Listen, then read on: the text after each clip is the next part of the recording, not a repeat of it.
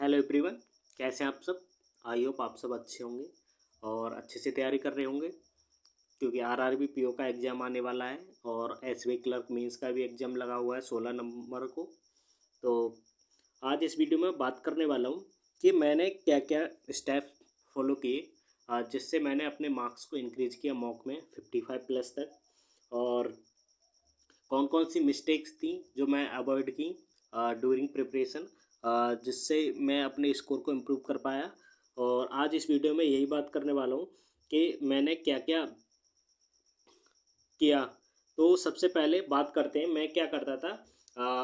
पूरा दिन पढ़ता था दोपहर तक और अच्छे से फिर मैं मॉक लगाता था, और जिससे जो मेरा माइंड है फ्रस्ट्रेट हो जाता था और मॉक में अच्छे से परफॉर्म नहीं कर पाता था और स्कोर कम आता था। तो कुछ दिन ऐसा चलता रहा और फिर मैंने अपने मॉक की टाइमिंग को चेंज किया। और सेकंड जो मिस्टेक करता था वो मैं मॉक अटैम्प्ट करने के बाद उसको ऐसे ही छोड़ देता था और ना उसको एनालिसिस करता था और बाद में बंद करके छोड़ देता था। और जो तीसरी गलती थी, मैं ना उन मिस्टेक को भी आइडेंटिफाई नहीं करता था जो मेरे से हो रही हैं। तो सबसे पहले मैंने क्या क्या किया, सबसे पहले मैंने मॉक की टाइमिंग को चेंज किया और मैंने मॉर्निंग में मॉक लगाना स्टार्ट किया, जिससे मेरी परफॉर्मेंस अच्छी हुई। क्योंकि जब मॉर्निंग में मैं मॉक लगाता था तो माइंड एकदम फ्रेश रहता था और जिससे मॉक में परफॉर्मेंस अच्छी आती थी। फिर मैंने अपने मॉक को एनालिसिस करना स्टार्ट किया, मिस्टेक को आइडेंटिफाई करना स्टार्ट किया।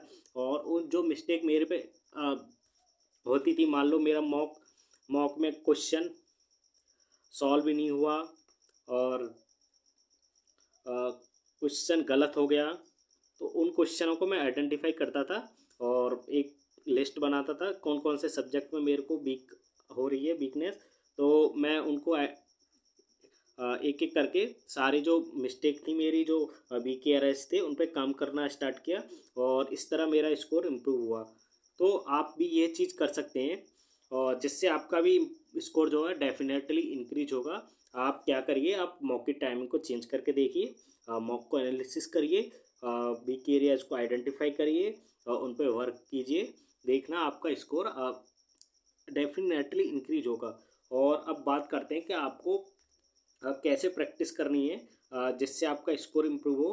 तो सबसे पहले क्या करना है आपको, लगभग अभी आरआरबी पीओ प्री में 25 प्लस डेज बचे हुए हैं। तो आप अभी इन दिनों टाइम को अच्छे से यूटिलाइज कर सकते हैं और आपका स्कोर जब आप पेपर में बैठेंगे तो अच्छा आएगा।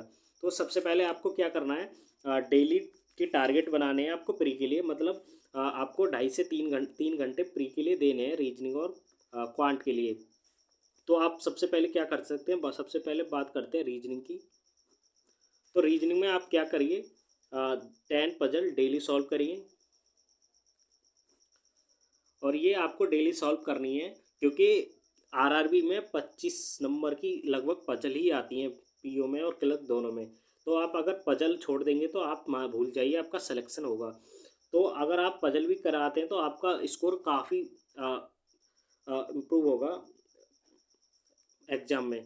तो 10 पजल आपको डेली करनी है, 10 स्लॉक्स के क्वेश्चन करने हैं,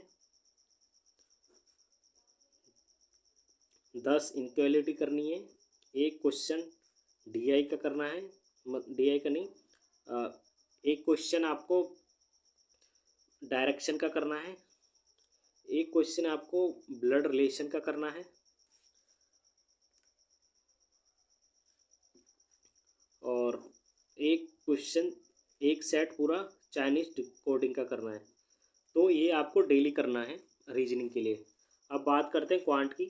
तो क्वांट में मैं मान के चल रहा हूँ आपने सारे अर्थमेटिक के टॉपिक कर रखे होंगे। तो आपको एक टॉपिक डेली उठाना है, उसके लगभग 100 क्वेश्चन डेली आपको सॉल्व करने हैं। मान लो किसी एक दिन परसेंटेज, एक दिन प्रॉफिट एंड लॉस, और एक दिन mixture and allegation, time and work, एक एक करके आपको सारे टॉपिक उठाने हैं और उनको सॉल्व करना है। 100 क्वेश्चन लगा सकते हैं आप। और आपको जो नेक्स्ट चीज़ करनी है, डेली आपको 50 तक स्क्वायर लिखने हैं।